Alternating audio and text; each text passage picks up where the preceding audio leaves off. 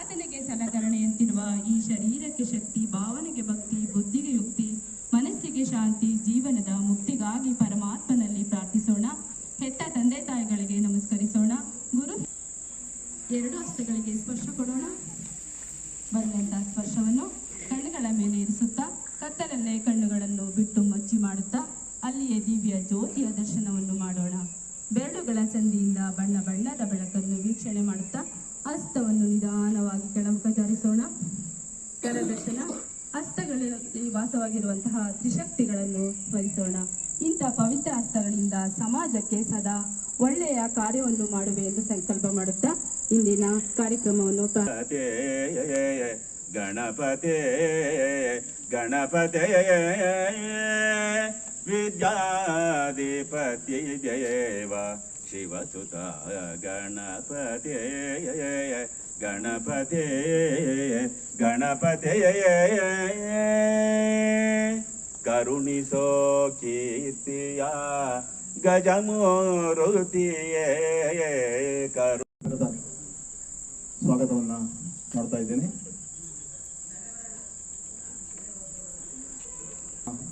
ಈ ಕಾರ್ಯಕ್ರಮಕ್ಕೆ ದಿವ್ಯ ಸಾಧೀನ್ಯ ಅಂತ ವಹಿಸಿರುವಂತಹ ಪರಮ ಪೂಜ್ಯ ವೇದಮೂರ್ತಿ ಶ್ರೀ ರುದ್ರಾರಾಧೆಯರು ಶ್ರೀ ಗುರು ಗಿರಿ ಸಿದ್ದೇಶ್ವರ ಸ್ವಾಮಿಯವರ ನಿಜಿಷ್ಟ ಕ್ಷೇತ್ರ ಶ್ರೀಮಠ ಅಂದನಕೆರೆ, ಚಿಕ್ಕನಾಯಕನಹಳ್ಳಿ ತಾಲೂಕು. ಇವರ ನಮ್ಮ ಈ ಕಾರ್ಯಕ್ರಮಕ್ಕೆ ಹೋಗ್ಬಿಟ್ಟು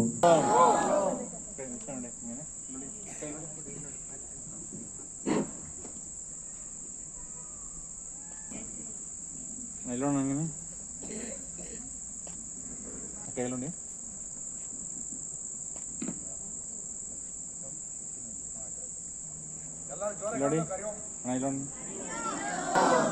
ನೋಡಿ ಹಾಗೂ ನಮ್ಮ ಈ ದಿನದ ಕಾರ್ಯಕ್ರಮ ಯಶಸ್ವಿಯಾಗಿ ಪ್ರೀತಿಯಿಂದ ಪ್ರೀತಿಯನ್ನು ಹಂಚೋಣ. ಉದ್ಘಾಟನಾ ಕಾರ್ಯಕ್ರಮದಲ್ಲಿ ಸರ್ವ ಸದ್ಗಮವನ್ನು ಹೇಳೋಣ. ನನ್ನ ಜೊತೆ ಧ್ವನಿ ಜೋಡಿಸ್ಕೊಳ್ಳೋಣ. ಅಸತೋಮ ಸದ್ಗಮಯ ತಮಸೋಮ ಜ್ಯೋತಿರ್ಗಮಯ ಮೃತ್ಯೋರ್ಮ ಅಮೃತಂಗಮಯ. ಓಂ ಸಾನ್ನಿಧ್ಯವನ್ನು ವಹಿಸಿರ್ತಕ್ಕಂಥ ಪರಮಶ್ರೀ ಗುರೂಜಿಯವರು, ಉದ್ಘಾಟಕರು ಎಲ್ಲರೂ ಕೂಡ ಮಠದ ಕೆಲವು ಯೋಗಾಸಕ್ತ ನಾಗರಿಕ ಬಂಧುಗಳ ಜೊತೆ ಪ್ರಾರಂಭ ಆಯಿತು 1980. ಆರ್ ರಾಮಸ್ವಾಮಿ ಅಣ್ಣನವರು ಸದ್ಯ ನಮ್ಮ ಪತಂಜಲಿ ಯೋಗ ಶಿಕ್ಷಣ ಸಮಿತಿಯ ಪ್ರಧಾನ ಸಂಚಾಲಕರು. ನಮ್ಮ ಶ್ರೀ ಪತಂಜಲಿ ಯೋಗ ಶಿಕ್ಷಣ ಸಮಿತಿ SPYSS ಅಂತಲೇ ಚಿರಪರಿಚಿತ. ರಾಜ್ಯದಾದ್ಯಂತ ಅಕ್ಕಪಕ್ಕದ ರಾಜ್ಯಗಳಲ್ಲೂ ಕೂಡ ವ್ಯಾಪಿಸಿದೆ.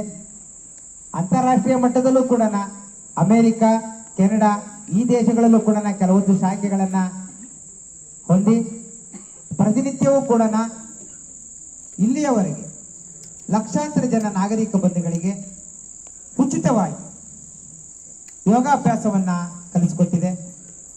ಸಾವಿರಾರು ಜನ ಶಿಕ್ಷಕರು ಯಾವುದೇ ಪ್ರತಿಫಲಾಪೇಕ್ಷೆಯನ್ನು ಬಯಸದೆ ಸೇವಾ ಮನೋಭಾವದಿಂದ ಯೋಗ ಶಿಕ್ಷಕರಾಗಿ ನಮ್ಮ ಸಮಿತಿನಲ್ಲಿ ತಮ್ಮನ್ನು ತಾವು ಜೋಡಿಸಿಕೊಂಡಿದ್ದಾರೆ. ನಮ್ಮ SPYSS ಸಮಿತಿನಲ್ಲಿ ಯೋಗ ಶಿಕ್ಷಕರಾಗಿ ಜವಾಬ್ದಾರಿಯನ್ನು ನಿರ್ವಹಣೆ ಮಾಡ್ತಾ ಇರತಕ್ಕಂಥವರು ತಮ್ಮ ಜೀವನಕ್ಕಾಗಿ ತಮ್ಮನೇ ಆದಂತಹ ಒಂದು ಉದ್ಯೋಗವನ್ನು ಅವರು ಕಂಡುಕೊಂಡಿದ್ದಾರೆ. ಆ ಉದ್ಯೋಗದಲ್ಲಿ ತಮ್ಮ ಕೌಟುಂಬಿಕ ಜೀವನಕ್ಕೆ ಬೇಕಾಗಿರ್ತಕ್ಕಂತಹ ಸಂಪಾದನೆಯನ್ನು ಮಾಡಿಕೊಂಡು ಉಳಿದ ಬಿಡುವಿನ ವೇಳೆಯಲ್ಲಿ ಪತಂಜಲಿ ಯೋಗ ಶಿಕ್ಷಣ ಸಮಿತಿಯ ಅನೇಕ ಕಾರ್ಯಕ್ರಮಗಳಲ್ಲಿ, ಚಟುವಟಿಕೆಗಳಲ್ಲಿ ಸೇವಾ ಮನೋಭಾವನೆಯಿಂದ ತಮ್ಮನ್ನು ತಾವು ತೋರಿಸ್ಕೊಂಡಿದ್ದಾರೆ. ಇದನ್ನ ಮನಗಂಡಂತಹ ಅನೇಕ ಸಂಸ್ಥೆಗಳು, ಸಮಾಜದಲ್ಲಿ ಇರ್ತಕ್ಕಂಥ ಅನೇಕ ಸಂಸ್ಥೆಗಳು, ಅನೇಕ ವ್ಯಕ್ತಿಗಳು, ನಮ್ಮ ಸಂಸ್ಥೆಯಿಂದ ನಡೀತಕ್ಕಂತಹ ಅನೇಕ ಕಾರ್ಯಕ್ರಮಗಳು, ಎಲ್ಲ ಕಾರ್ಯಕ್ರಮಕ್ಕೂ ಕೂಡ ಉಚಿತವಾದಂತಹ ಕಾರ್ಯಕ್ರಮಗಳೇ. ಅಂತಹ ಕಾರ್ಯಕ್ರಮಗಳನ್ನ ನಡೆಸಲಿಕ್ಕೆ ದಾನಿಗಳು ಸಾಕಷ್ಟು ಜನ ನಮ್ಮ ಸಮಿತಿಗೆ ಕೈಗೂಡಿಸಿರ್ತಕ್ಕಂಥದ್ದು, ನಮ್ಮ ಸಂಸ್ಥೆಗೆ ಸಹಕಾರ ಕೊಟ್ಟಿರ್ತಕ್ಕಂಥದ್ದು ಕೂಡ ಇಲ್ಲಿ ಉಲ್ಲೇಖನೀಯ. ಒಂದು ಸದ್ಯದ ಪರಿಸ್ಥಿತಿಯಲ್ಲೇನೆ ನಿಮಗೆ ಸಿಗ್ತಕ್ಕಂತಹ ಒಂದು ಉದಾಹರಣೆಯನ್ನ ನಾನು ನಿಮಗೆ ಹೇಳ್ತಾ ಬರ್ತೀನಿ.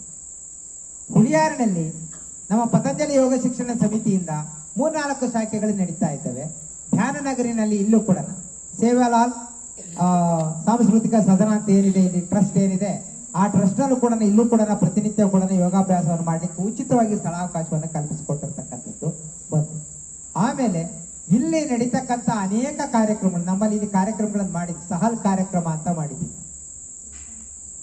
ಅಂತಹ ಸಂದರ್ಭದಲ್ಲಿ ಆಗಿ ಈಗ ನಾವು 4 ದಿನಗಳ ಕಾಲ ಮಕ್ಕಳಿಗಾಗಿ ಪ್ರಾಥಮಿಕ ವಸಂತ ಯೋಗ ಪ್ರಶಿಕ್ಷಣ ಶಿಬಿರವನ್ನ ಇಲ್ಲಿ ಆಯೋಜನೆ ಮಾಡಲಿಕ್ಕೆ ಪ್ರಮುಖವಾದಂತ ಕಾರಣಕರ್ತರು, ನಮಗೆ ಇಲ್ಲಿ ಸ್ಥಳಾವಕಾಶವನ್ನು ಕಲ್ಪಿಸಿಕೊಟ್ಟಿರ್ತಕ್ಕಂಥವರು ಮಾತಾ ಚಾರಿಟೇಬಲ್ ಟ್ರಸ್ಟ್ನ ಅಧ್ಯಕ್ಷರಾಗಿರ್ತಕ್ಕಂಥ ಗಂಗಾಧರನ್ ಅವರು ಕೂಡ ನೋಡಿ, ಯಾವುದೇ ಪ್ರತಿಫಲ, ನಾವೇನು ಸೇವಾ ಮನೋಭಾವನೆ ಅಂತ ನಾವೇನು ಹೇಳ್ತೀವಿ, ಆ ಒಂದು ಮನೋಭಾವನೆಯಿಂದ ಧಾರಾಳವಾಗಿ 4 ದಿನ ನೀವು ಖಂಡಿತ ಉಪಯೋಗಿಸ್ಕೊಡ್ರಿ. ಇಡೀ ಪ್ರಾಂಗಣವನ್ನು ಉಪಯೋಗಿಸ್ಕೊಳ್ಳಿ. ನೀವು 4 ದಿನ ಪ್ರಶಿಕ್ಷಣ ಶಿಬಿರವನ್ನು ಮಾಡಿ ಅಂತ ಉದಾರ ಮನಸ್ಸಿಂದ ನಮ್ಗೆ ಇಲ್ಲಿ ಅವಕಾಶವನ್ನ ಕೊಟ್ಟಿದೆ. ಹಾಗಾಗಿ ನಮ್ಮ ಸಮಿತಿ ವತಿಯಿಂದ ಎಲ್ಲ ಯೋಗ ಬಂಧುಗಳು, ನಾವು ಎಲ್ಲ ನಮ್ಮ ಮಕ್ಕಳೇನಿದ್ದೀವಿ, ಗಂಗಾಧರಣ್ಣನವರಿಗೆ ಒಂದು ಬಾರಿ ಹರಿಓಂ ಅಂತ ಹೇಳೋಣ. ಹರಿಓಂ. ನಮ್ಮ ಸಮಿತಿ 1980ರಲ್ಲಿ ಪ್ರಾರಂಭ ಆಯಿತು. ಇಲ್ಲಿಯವರೆಗೆ 45 ವರ್ಷಗಳಾಗ್ತದೆ. 45 ವರ್ಷಗಳಲ್ಲಿ ನಾನು ಈಗಾಗಲೇ ಹೇಳಿರೋ ಹಾಗೆ ಲಕ್ಷಾಂತರ ಜನ ನಾಗರಿಕ ಬಂಧುಗಳಿಗೆ ಉಚಿತವಾಗಿ ಯೋಗಾಭ್ಯಾಸವನ್ನು ಹೇಳ್ಕೊಟ್ಟಿರ್ತಕ್ಕಂಥದ್ದು ಒಂದು. ಪ್ರತಿ ವರ್ಷವೂ ಕೂಡ ಪ್ರತಿನಿತ್ಯ ಯೋಗಾಭ್ಯಾಸ ಮಾಡಿರ್ತಕ್ಕಂತಹ ನಾಗರಿಕ ನಮ್ಮ ಯೋಗ ಬಂಧುಗಳಿಗೆ 4 ದಿನಗಳ ಪ್ರಶಿಕ್ಷಣ ಶಿಬಿರವನ್ನ ಜಿಲ್ಲಾ ಹಂತಗಳಲ್ಲಿ, ಪ್ರತಿ ಜಿಲ್ಲಾ ಹಂತಗಳಲ್ಲಿ 4 ದಿನದ ಪ್ರಶಿಕ್ಷಣ ಶಿಬಿರಗಳನ್ನ ನಮ್ಮ ಸಮಿತಿ ಆಯೋಜನೆ ಮಾಡ್ತಾ ಬಂದಿದೆ. ಪ್ರತಿ ವರ್ಷವೂ ಕೂಡ ಪ್ರತಿ ವರ್ಷಕ್ಕೆ 4-5 ಪ್ರಾಥಮಿಕ ಪ್ರಶಿಕ್ಷಣ ಶಿಬಿರಗಳು ನಡೀತವೆ. ಈಗ ನಡೀತಾ ಇದೆಯಲ್ಲ, ಆ ತರದ 4 ಪ್ರಶಿಕ್ಷಣ ಶಿಬಿರಗಳು ಜನರಲ್ ಪ್ರಶಿಕ್ಷಣ ಶಿಬಿರ, ದೊಡ್ಡವರಿಗೆ ಅವರಿಗೆ 4-5 ಪ್ರಶಿಕ್ಷಣ ಶಿಬಿರಗಳೇ ನಡೀತವೆ ಪ್ರತಿ ವರ್ಷಕ್ಕೆ. ಆ ಪ್ರಶಿಕ್ಷಣ ಶಿಬಿರವನ್ನ ಪಡ್ಕೊಂಡಂತವರು ಶಿಕ್ಷಕರಾಗಿ ತಮ್ಮ ತಮ್ಮ ಊರುಗಳಲ್ಲಿ ಹೊಸ ಶಾಖೆಗಳನ್ನು ಪ್ರಾರಂಭ ಮಾಡಿ ಅಲ್ಲಿ ನಾಗರಿಕ ಬಂಧುಗಳಿಗೆ 48 ದಿನಗಳ ಉಚಿತ ಯೋಗಾಭ್ಯಾಸ ತರಗತಿಗಳನ್ನು ನಡೆಸ್ತಾರೆ. ಆ ತರಗತಿಗಳಲ್ಲಿ ಭಾಗವಹಿಸಿದಂಥವರು ಅನೇಕ ಜನ ಹಾಗೇನೆ ಮುಂದುವರಿತಾರೆ. 1 ವರ್ಷಕ್ಕೂ ಹೆಚ್ಚು ತಮ್ಮನ್ನು ತಾವು ಶಿಕ್ಷಕರಾಗಿ ಜೋಡಿಸಿಕೊಂಡಂತಹ ನಮ್ಮ ಯೋಗ ಬಂಧುಗಳಿಗೆ ರಾಜ್ಯ ಮಟ್ಟದಲ್ಲಿ 5 ದಿನಗಳ ಕಾಲ ಪ್ರಾಂತ್ಯ ಪ್ರಶಿಕ್ಷಣ ಶಿಬಿರ ಅಂತೇಳಿ ನಡೀತು. ಈ ವರ್ಷ 2025ರಲ್ಲಿ ಉಡುಪಿಯಲ್ಲಿ ಪ್ರಾಥಮಿಕ ಶಿಕ್ಷಣವನ್ನ ಪಡೆದಂತಹ ಯೋಗ ಶಿಕ್ಷಕರುಗಳಿಗೆ 5 ದಿನಗಳ ಕಾಲ ಪ್ರಾಂತ್ಯ ಪ್ರಶಿಕ್ಷಣ ಶಿಬಿರವನ್ನ ನಮ್ಮ ಸಮಿತಿ ಉಡುಪಿಯಲ್ಲಿ ಆಯೋಜನೆ ಮಾಡಿದೆ. ಉಡುಪಿಯ ನಾಗರಿಕ ಬಂಧುಗಳು, ನಮ್ಮ ಯೋಗ ಬಂಧುಗಳು ಅಲ್ಲಿ ಆ ಕಾರ್ಯಕ್ರಮದಲ್ಲಿ ಭಾಗವಹಿಸಿದ್ದಾರೆ.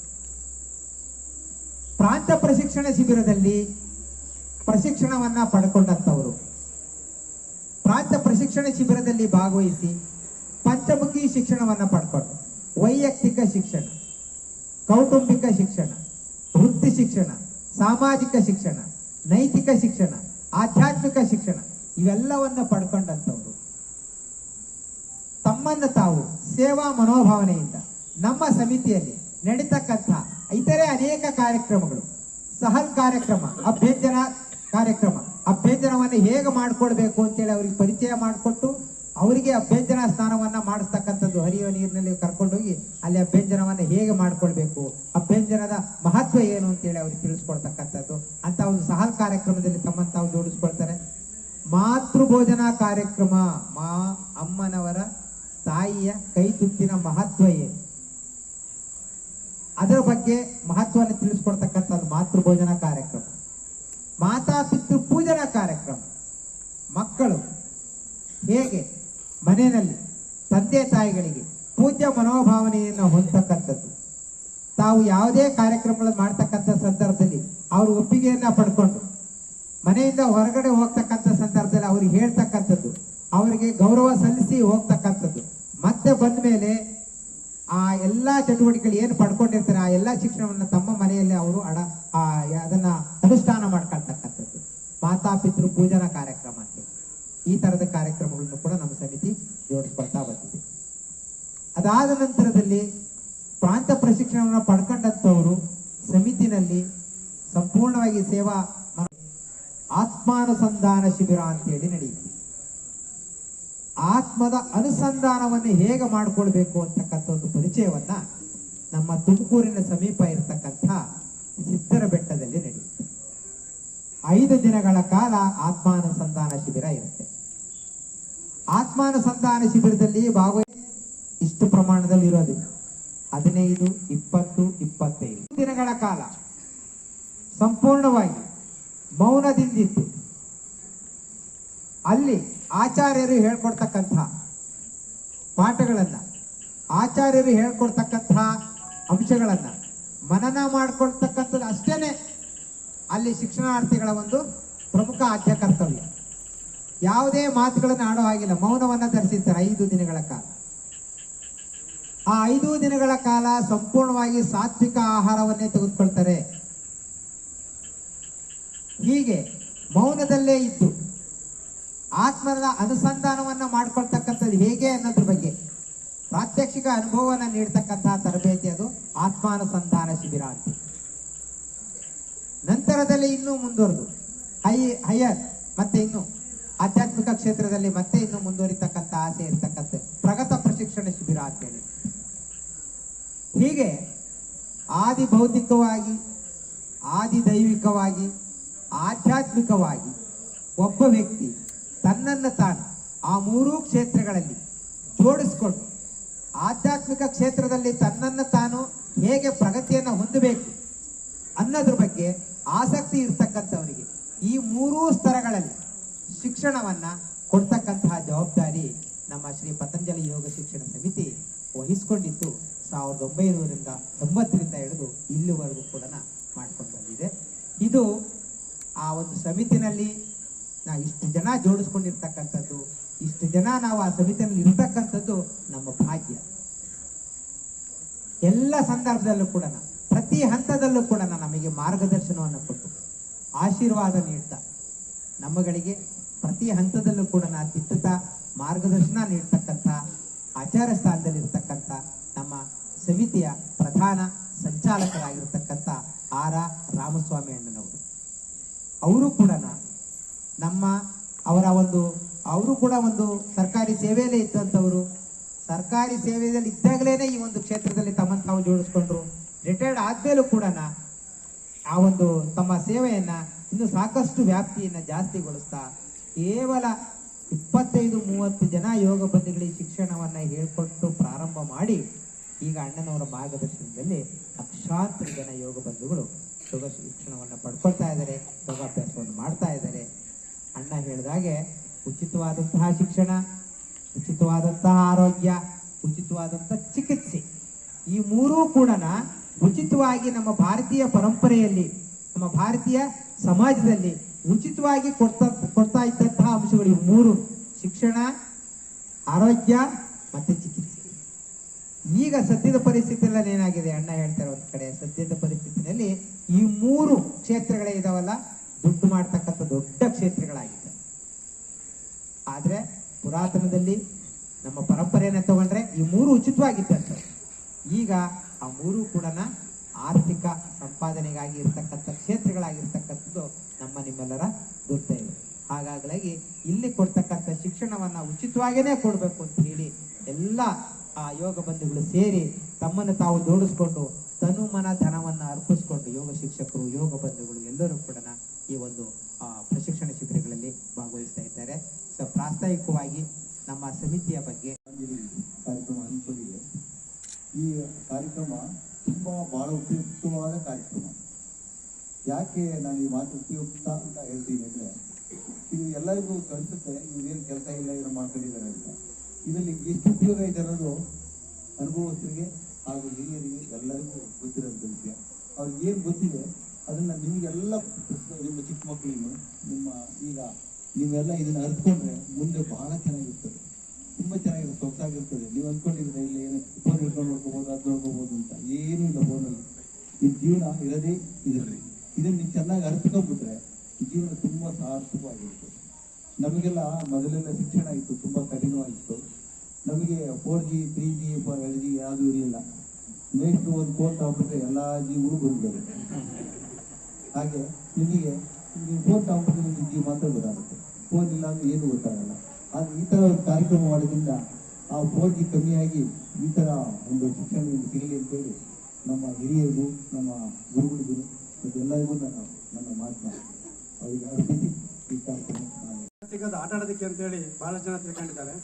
ಆದರೆ ಈ ಥರ ಸಂಘಟನೆಗಳ ಮೂಲಕ ಪತಂಜಲಿ ಯೋಗ ಶಿಕ್ಷಣ ಸಂಸ್ಥೆಯವರು ಈ ಕಾಲದ ಮಕ್ಕಳಿಗೆ, ಬಾಲಕರಿಗೆ ನಮ್ಮ ಸಂಸ್ಕಾರ, ಸಂಘಟನೆ, ಸೇವೆ ಈ ಧ್ಯೇಯಗಳನ್ನು ಇಟ್ಕೊಂಡು ಶಿಬಿರಗಳನ್ನು ನಡೆಸಿ ಅವರ ಉನ್ನತವಾದಂತಹ ಜೀವನಕ್ಕೆ ಬೇಕಾದಂತಹ ತಳಹದಿಗಳನ್ನು ಹಾಕಿಕೊಡುವಂತಹ ಉತ್ತಮವಾದಂತಹ ಕಾರ್ಯಕ್ರಮಗಳನ್ನ ಪತಂಜಲಿ ಯೋಗ ಶಿಕ್ಷಣ ಸಂಸ್ಥೆ ಮಾಡ್ತಾ ಇದೆ. ಅದಕ್ಕಾಗಿ ಎಲ್ಲ ಯೋಗ ಶಿಕ್ಷಕರಿಗೆ ಹಾಗೂ ಪತಂಜಲಿ ಸಂಸ್ಥೆಯವರಿಗೆ ವಂದನೆಗಳನ್ನು ಅರ್ಪಿಸುತ್ತೇನೆ. ಮಕ್ಕಳಲ್ಲಿ ಈಗ ವಿವಿಧ ಶಾಲೆಗಳಲ್ಲಿ ಓದ್ತಾ ಇದ್ದಾರೆ, ಬೇರೆ ಬೇರೆ ಕಡೆ ಅವರ ಬಾಂಧವ್ಯ ಇರುತ್ತೆ. ಈ ಥರ ಒಂದು ಶಿಬಿರಗಳಲ್ಲಿ ಭಾಗವಹಿಸಿದಾಗ ಅಕ್ಕಪಕ್ಕದವರು, ಬೇರೆ ಕಡೆಯಿಂದ ಬಂದಂಥವರ ಪರಿಚಯ, ಅವರ ನಡವಳಿಕೆಗಳು ಇವುಗಳ ಹೊಂದಾಣಿಕೆ ಇರುತ್ತೆ. ಎಲ್ಲ ಒಂದು ಅನ್ನೋ ಭಾವನೆಯನ್ನು ಈ ಶಿಬಿರಗಳಲ್ಲಿ ಮೂಡುತ್ತೆ.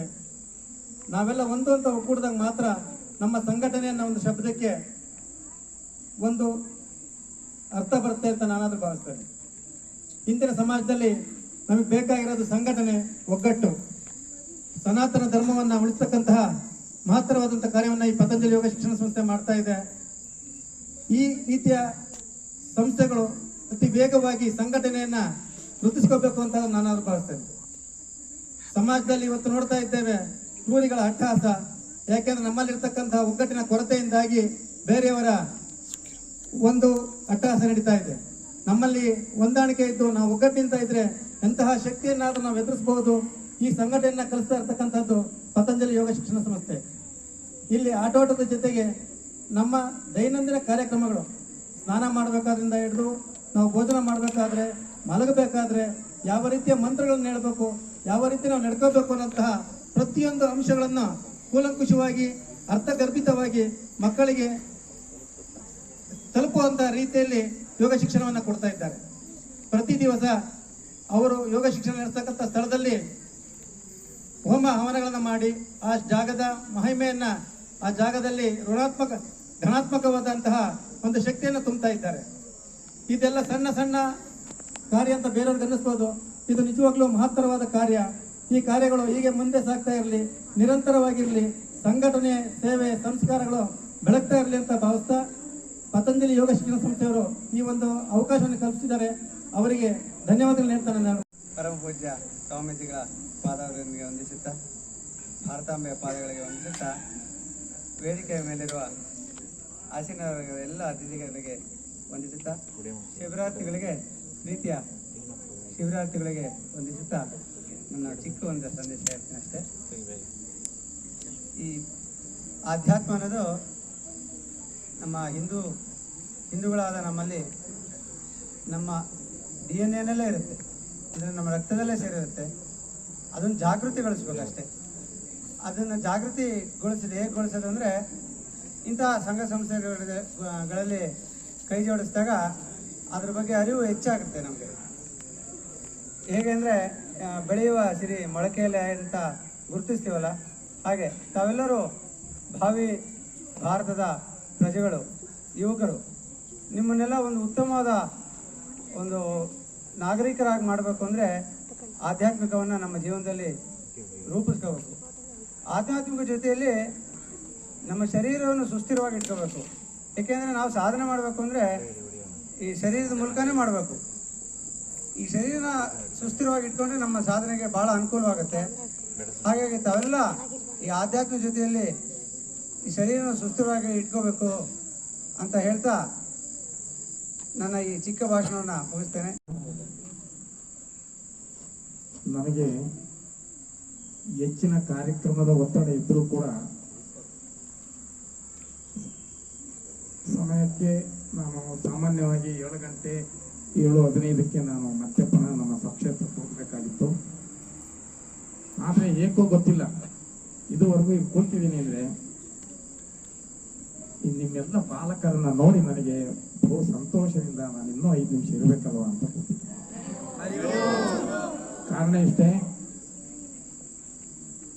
ಈಗ ತಾನೇ ಹೇಳಿದ್ರು, ಬೆಳೆಯುವ ಪೈರು ಮೊಳಕೆಯಲ್ಲಿ. ಬೆಳೆಯುವ ಪೈರು ಮೊಳಕೆಯಲ್ಲಿ ಅಂದ್ರೆ ಇವತ್ತಿನ ಕಾಲದಲ್ಲಿ ಚಿಕ್ಕ ಮಕ್ಕಳು ಸುಮಾರು 4-5 ವರ್ಷದ ಮಕ್ಕಳು, 3 ವರ್ಷದ ಮಕ್ಕಳಿಂದಲೂ ನಾವು ತಗೊಳ್ಳೋಣ, ಮೊಬೈಲ್ ಕೈಯಲ್ಲಿ ಇಲ್ಲದೆ ಇದ್ರೆ ಊಟ ಸೇರಲ್ಲ. ಅವ್ರ ಮನೆಯಲ್ಲಿ ಅವ್ರ ತಾಯಿ ತಂದೆಗೆ ನೆಮ್ಮದಿ ಇಲ್ಲ.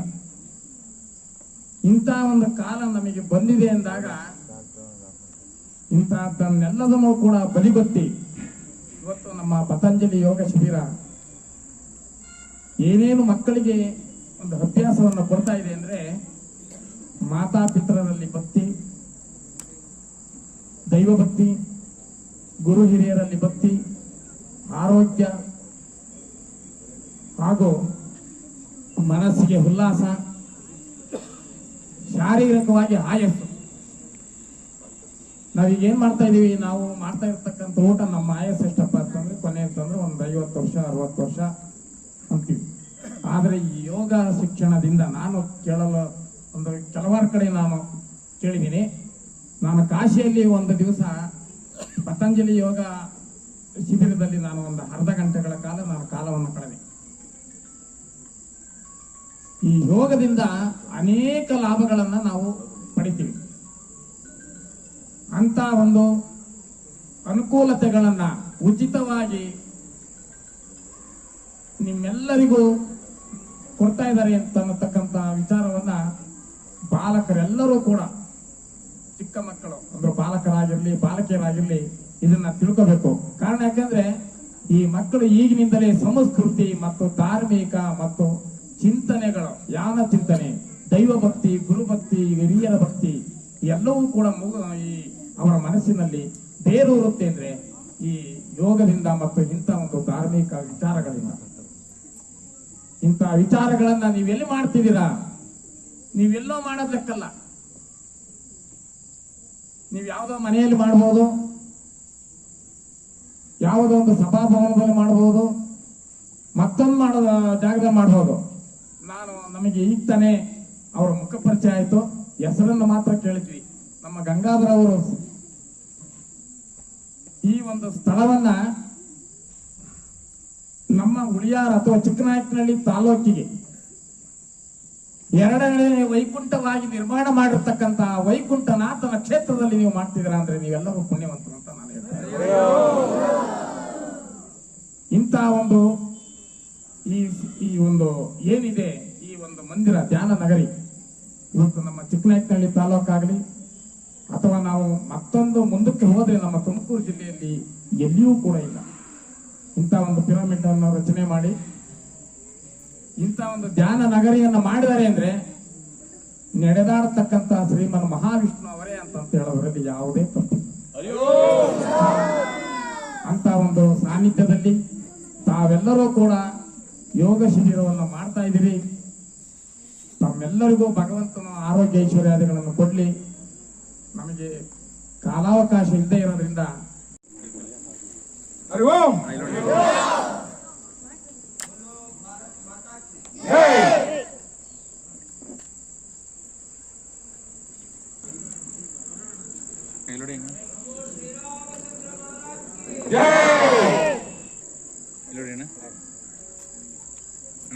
ಮತ್ತೊಮ್ಮೆ ಜೋರಾಗಿ ಹರಿ ಓಂ. ಯಾಕೆ ನಾನು ದಾನಿಗಳು ಅಂತಂದ್ರೆ ನಮ್ಗೆ ಫ್ರೀಯಾಗಿ ವಾಸವಿ ಕಲ್ಯಾಣ ಮಂಟಪದ